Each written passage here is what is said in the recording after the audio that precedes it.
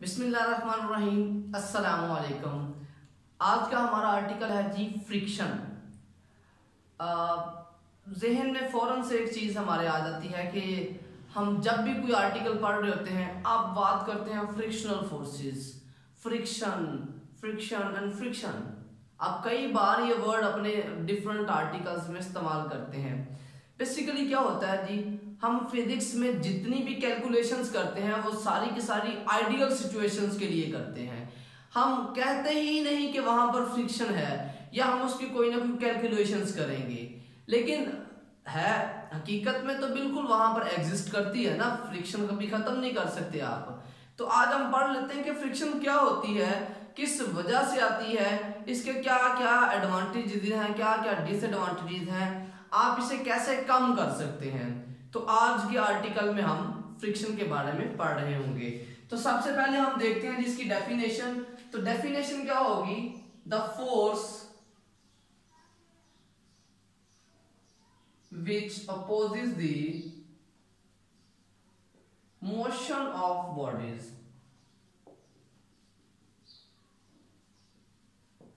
चले जी, हमने पढ़ लिया, डेफिनेशन पढ़ ली है, बहुत सिंपल अल्फाज में लिखी हुई है। ऐसी फोर्स जो बॉडीज की मोशन को अपोज करती है। अच्छा, अब ये डेफिनेशन आपने पढ़ ली, कोई भी बॉडी मूव कर रही है, अगर न्यूटन फर्स्ट लॉ जो होता है उसके देखें तो उसके मुताबिक तो क्या है कि बॉडी मूव कर रही है तो उसे मूव करते रहना चाहिए, लेकिन हकीकतन ऐसा नहीं होता। बॉडी क्या कर देती है, कुछ फासला तय करने के बाद, कुछ टाइम गुजरने के बाद वो रुक जाती है। तो इट मीन्स कि फ्रिक्शन आपकी बॉडी की मोशन को क्या कर देती है, अपोज कर देती है। अच्छा जी, अब फ्रिक्शन जो है वो कैसे आती है, ऐसी कौन सी रीजंस हैं जिन वजह से आपके पास फ्रिक्शन आती हैं। तो बेसिकली आपके पास इसके जो है वो दो फैक्टर्स हैं जिन पे फ्रिक्शन डिपेंड करती है। फैक्टर्स कौन कौन से हैं जी। Number one is pressing force and number two is surfaces।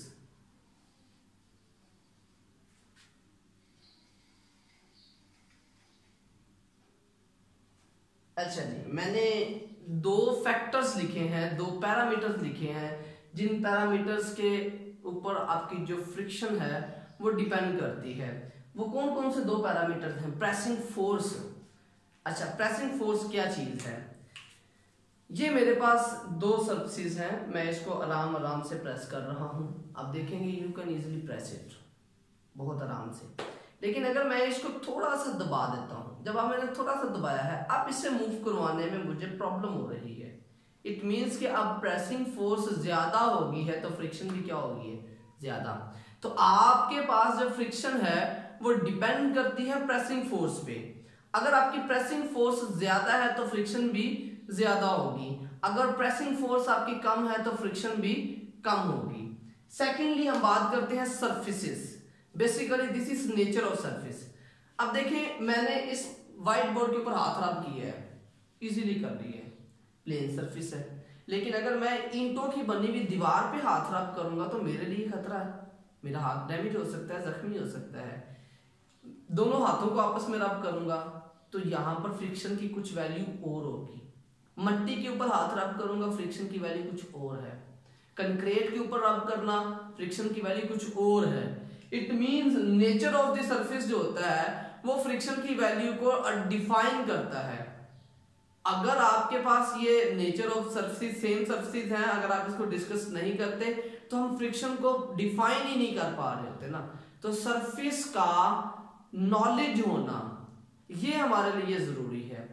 अच्छा जी, अब फ्रिक्शन कैसे जनरेट होती है, तो आपके पास हाउ इट अपीयर्स। क्या होता है जी, आप देख लेते हैं, ये आपके पास दो सरफेस हैं और हमें नजर आ रही है जो बहुत प्लेन है, बहुत प्लेन सरफेस है। मैंने दो लाइंस लगाई हैं और मैं ये शो करवा रहा हूं कि ये लाइंस बहुत स्ट्रेट हैं, लेकिन हकीकत में जब आप इसे माइक्रोस्कोपिकली देखते हैं तो ये कुछ लाइन हो सकता है ऐसे हों,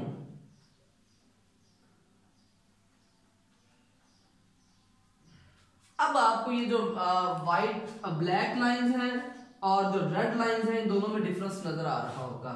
ये मैक्रोस्कोपिक है मेरा, जैसे ये व्हाइट बोर्ड है, this is macroscopic view, plane surface है, लेकिन this is microscopical view of white board. इसके मुताबिक इसके ऊपर कुछ ऐसे एरियाज हैं जो दूसरे को सरफेस के ऊपर मूव नहीं करने दे रहे होते, इन्हें हम कहते हैं कोल्ड वेंट्स। क्या कहते हैं जी? कोल्ड वेंट्स कहते हैं। ये जो कोल्ड वेंट्स होते हैं basically these are responsible for the friction between two surfaces. आपकी दो सरफेसेस के दरमियान कोल्ड वेंट्स जो होते हैं वो फ्रिक्शन की मेन वजह होते हैं, इनकी वजह से फ्रिक्शन जनरेट होती है।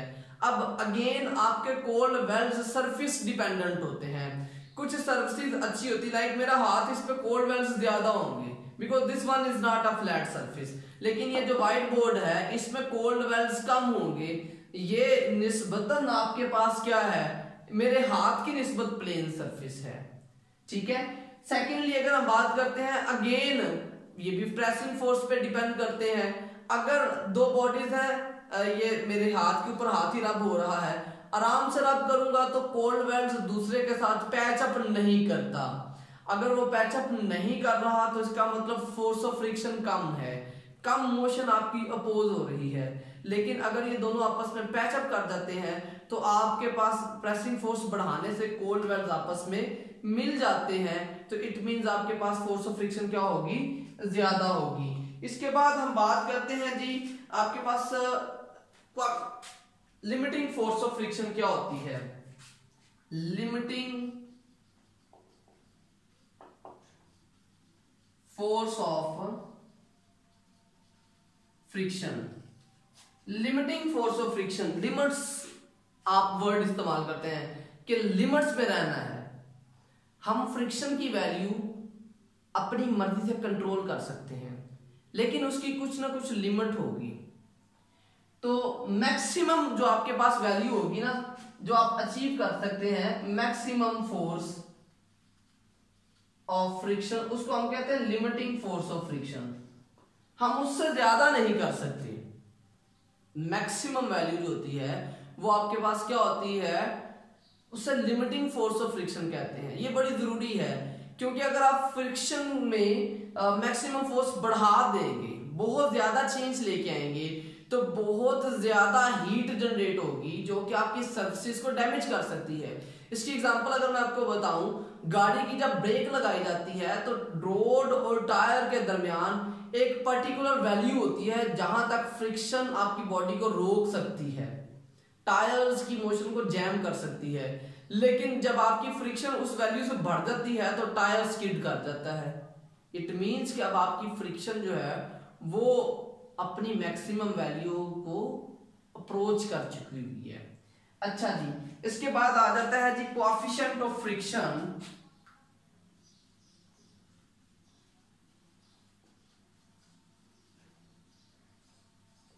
कोएफिशिएंट ऑफ फ्रिक्शन इसको हम लिखते हैं म्यू।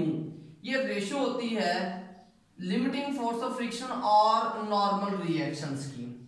हमारे पास जो कोएफिशिएंट ऑफ फ्रिक्शन है, this is the ratio between the frictional maximum force and the normal reaction. Normal reaction हम यहाँ पर सिंपली लिख रहे हैं, ये बॉडी है और दूसरी बॉडी के ऊपर परपेंडिकुलर पड़ा हुआ है, तो नॉर्मल रिएक्शन इसका वेट होगा। लेकिन बॉडी ऐसे पड़ी होगी तो अब वेट का कुछ ना कुछ कंपोनेंट उसको नॉर्मल रिएक्शन प्रोवाइड कर रहा होगा।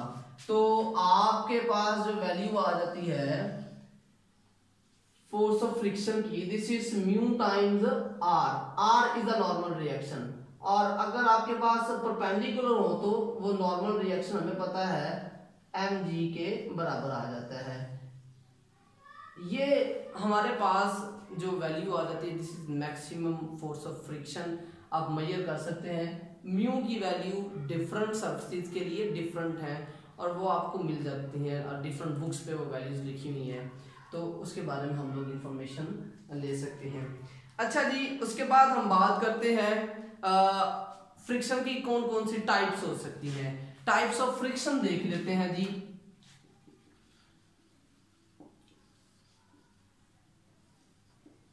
एक आ जाता है जी रोलिंग, और दूसरा आ जाता है आपके पास स्लाइडिंग। रोलिंग फ्रिक्शन और स्लाइडिंग फ्रिक्शन, इसको समझने के लिए ये देखते हैं, बल्कि आपको एग्जांपल बता देता हूँ। रोड पर गाड़ी चल रही होती है तो टायर रोल कर रहा होता है। आप देखें जी, टायर रोड कर रहा है, रोड पर रोल करने से वो मूव कर रहा होता है और उसकी स्पीड अच्छी खासी होती है। इसका मतलब फ्रिक्शन की वैल्यू, आपकी बॉडी की मोशन जो है वो कम अपोज हो रही है। अगर कम मोशन अपोज हो रही है तो बॉडी की मोशन वैसे एक्चुअली ज्यादा होगी। आप क्या करते हैं, आपको सडनली आगे कोई चीज ऐसी मिल जाती है जिस वजह से आपको ब्रेक लगानी पड़ती है, आप सडन ब्रेक अप्लाई कर देते हैं। जब आप सडनली ब्रेक लगाते हैं तो क्या होता है, रोलिंग फ्रिक्शन कन्वर्ट होकर स्लाइडिंग फ्रिक्शन में चली जाती है। अब क्या होगा कि आपकी बॉडी उसी तरह से मूव करेगी? नहीं, बॉडी मैक्सिमम 200-300 मीटर का फासला ट्रेवल करेगी और उसमें भी वो अपना कंट्रोल खो चुकी होगी। तो हमारे पास दो तरह से फ्रिक्शन आती है। एक फ्रिक्शन जब एक बॉडी दूसरी बॉडी के ऊपर रोल कर रही होती है वो है, और एक फ्रिक्शन जब आपकी बॉडी दूसरी बॉडी के ऊपर स्लाइड कर रही होती है। रोलिंग में क्या होता है, लोअर एरिया होता है आपका, लोअर कॉन्टैक्ट एरिया,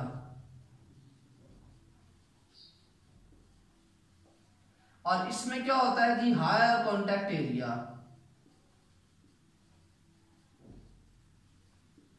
हमारी बॉडीज में जितना एरिया, जितनी सरफेस ज्यादा कांटेक्ट में होगी उतनी फोर्स ऑफ फ्रिक्शन ज्यादा होगी।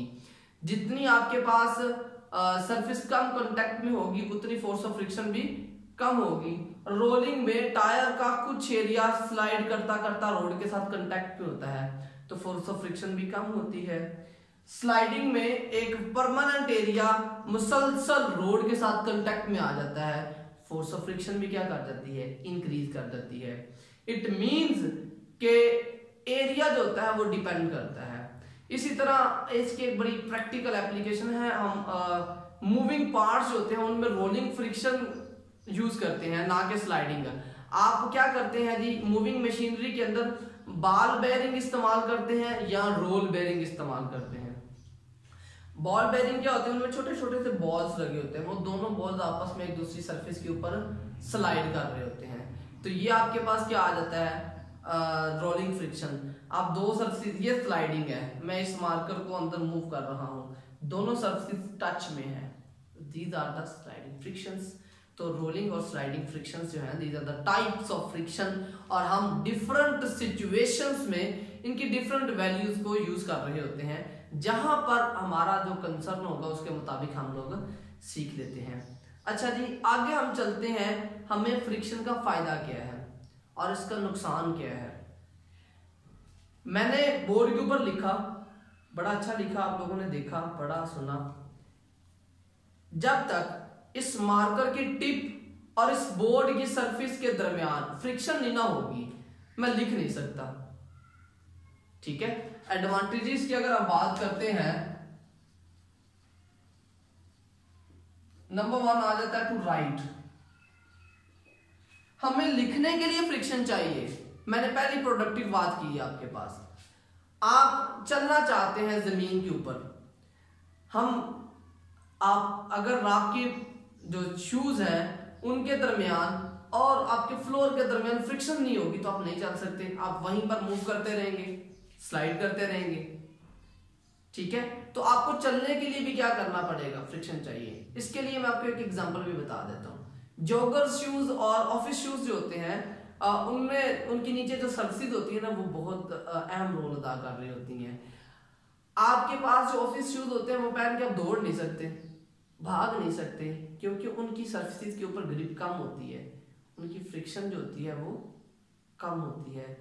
अब जब आप जॉगर्स की बात करते हैं तो जॉगर्स जो होते हैं वो उनके नीचे थ्रेड्स लगे होते हैं, वो क्या करते हैं, प्रॉपरली ग्रिप कर लेते हैं, कोल्ड वेंट्स जनरेट करते हैं, आप बड़ा अच्छी तरीके से भाग सकते हैं, दौड़ सकते हैं। तो हमारे पास चलने के लिए भी फ्रिक्शन चाहिए। इस मार्कर को मैंने हाथ में पकड़ा हुआ है, अगर इस मार्कर का मेरे हाथ के साथ फ्रिक्शन नहीं होगी, कोई कोल्ड वेव्स आपस में नहीं मिलेंगे, ये नीचे गिर जाएगी, आप इसे नहीं पकड़ सकते। हमने किसी पहाड़ के ऊपर चढ़ना है, जब तक हमारा और उस पत्थर का, हमारे हाथ का और उस पत्थर के दरमियान फ्रिक्शन नहीं होगी तो हम नहीं चल सकते। इसका मतलब फ्रिक्शन तो जरूरी है। अगर फ्रिक्शन नहीं होगी तो हम बहुत से काम ही नहीं कर सकते, बल्कि 99% आपके काम फ्रिक्शन की वजह से रुक जाएंगे। अब इसका कुछ नुकसान भी है। नुकसान क्या है? नुकसान बहुत सिंपल सा है। हमारे पास चूंकि चीज़ें फ्रिक्शन की वजह से कांटेक्ट में आती हैं, वो घिस जाती हैं। ये दोनों सरफेस ऐसे आपस अगर स्लाइड करते रहेंगे, एक टाइम आएगा कि ये घिस जाएंगे। टायर रोड के ऊपर चल रहे हैं, रोड के ऊपर चलने से क्या होगा, वो टायर घिस जाते हैं, एक टाइम आता है हमें नए लेने पड़ते हैं, नुकसान है। इसी तरह अगर हम बात करते हैं मशीनरीज, उनके अंदर बहुत से पुर्जे छोटे छोटे ऐसे होते हैं जो लोहे के बने होते हैं, टाइम टू टाइम वो कम हो जाते हैं, हमें रिप्लेस करने पड़ते हैं। और रिप्लेस करने के लिए हमें क्या करना पड़ता है, पूरी मशीन को खोलना पड़ता है। तो ये भी चीज़ है।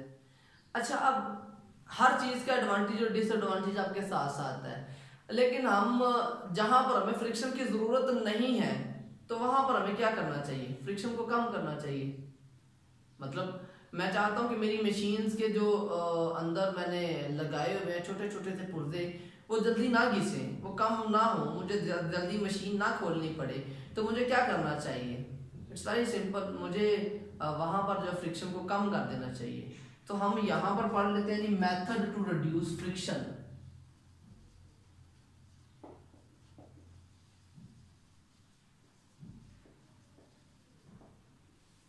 नंबर 1 क्या है जी? ऑयलिंग। आप अपने दो कांटेक्ट होने वाली सरफेस के दरमियान ऑयल लगा दें। हैवी मशीन्स में अक्सर ऑयल दिया जाता है, अक्सर आप उसमें छोटे छोटे से पार्ट्स के दरमियान ग्रीसेस लगा रहे होते हैं। ऑयल लगाने से सरफेस दूसरी सरफेस के दरमियान फ्रिक्शन की वैल्यू कम हो जाती है। एक बात, आपने ऑयल लगाना है। ऑयलिंग या ग्रीसेस जो होते हैं वो फ्रिक्शन को कम कर देती हैं। इसी तरह हैवी जो आपके पास हाई मूविंग होती हैं ऑब्जेक्ट्स, उनकी शेप को स्ट्रीमलाइन कर लें। स्ट्रीमलाइन, मछली की शेप आपने देखी होगी, खाते भी हैं हम, तो वो जो शेप होती है उसकी स्ट्रीमलाइन होती है। इवन जो आपके पास हाई स्पीड गाड़ियां होती हैं, कार्स जो होती हैं, वो आपने देखा होगा उनकी सरफेस कुछ यूं बनाई होती हैं। अब यहाँ से क्या करता है, एयर ऊपर की तरफ चली जाएगी, बजाय कि उसे ऐसे डायरेक्ट कांटेक्ट करने के आप यूं करते हैं, एयर ऊपर की तरफ चली जाती है। इससे क्या होता है, आप फ्रिक्शन की वैल्यू को कम से कम कर देते हैं। तीसरी बात यह है कि आप रोल बेरिंग इस्तेमाल करें इंस्टेड ऑफ स्लाइडिंग। तो रोल बेरिंग इस्तेमाल करने से भी आपके पास क्या होगा, फ्रिक्शन की वैल्यू कम होगी। तो ओप्सो जी, आपने इस पूरे आर्टिकल को बहुत अच्छे से एंजॉय किया होगा और आप रूटीन में जो वर्ड इस्तेमाल कर रहे होंगे उसको आपने एक बहुत टेक्निकल तरीके से सीख लिया है। अपना बहुत ज़्यादा ख्याल रखिएगा और सीखने के इस अमल को भी जारी रखिएगा। अल्लाह हाफिज़।